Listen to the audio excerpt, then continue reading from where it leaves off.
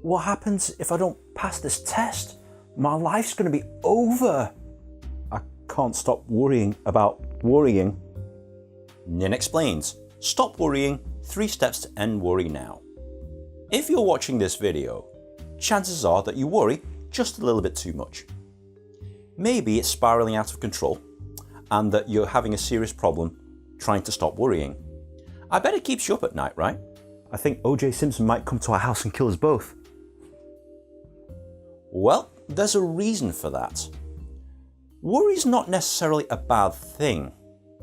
It's a protective mechanism us humans have inbuilt with us to protect us from unpleasant emotions such as pain and fear. But when worry is overdoing its job, it becomes a problem in itself. The very thing that is protecting us from unpleasant emotions actually becomes an unpleasant emotion. It's quite ironic, isn't it? Chronic worriers play a bad scenario over their heads over and over and over, and they build up the level of worry so much that what they were afraid of initially is minor compared to the level of worry that they've actually built up in their own minds. This then becomes the main unpleasant emotion in their lives, and it's a crippling emotion to have. So what can I do about it? Well, it's not as easy as saying stop worrying, because if I tell you to stop worrying, you'll continue to worry and worry and worry even more. It's kind of the same as saying don't think of pink elephants, don't think of pink elephants, don't think of pink elephants. You're thinking about pink elephants right now, aren't you? The first step to stop worrying is to decide not to let worry be your primary emotion. You can't eliminate worry altogether. That's an inbuilt human function that we all have. What you can do is decide to not let worry ruin your life, to not be the ruler over your thoughts.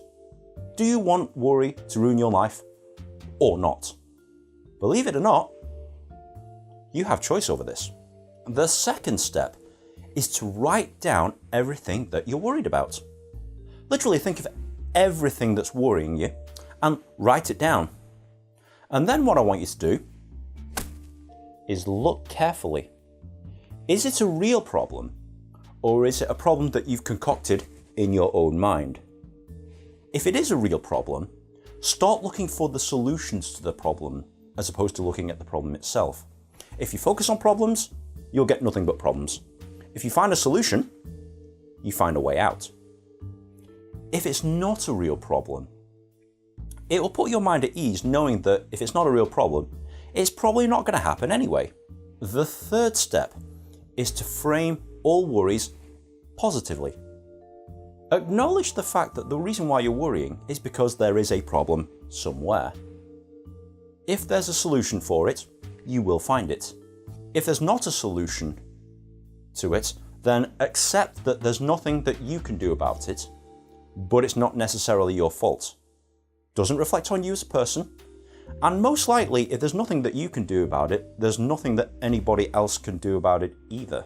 So to worry over something that is basically a fact seems quite pointless if you put it that way. It might help to talk about your problems with a friend or someone that you trust that's very, very positive. A problem shared really is a problem halved. If you like this video, please be sure to like, share and subscribe. You'll be able to download my free ebook right here as of the 1st of May. And also you'll be able to follow me on social media right there. But on a closing note, guys, worry is inbuilt in all of us humans. We can't eliminate it entirely, but we can choose to not let it rule our lives. Follow those 3 steps above and let me know how you get on. If you've got any questions, comment section below.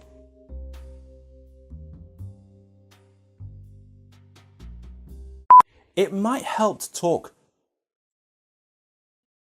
It might help to talk with. It might help to talk about your problems with a friend.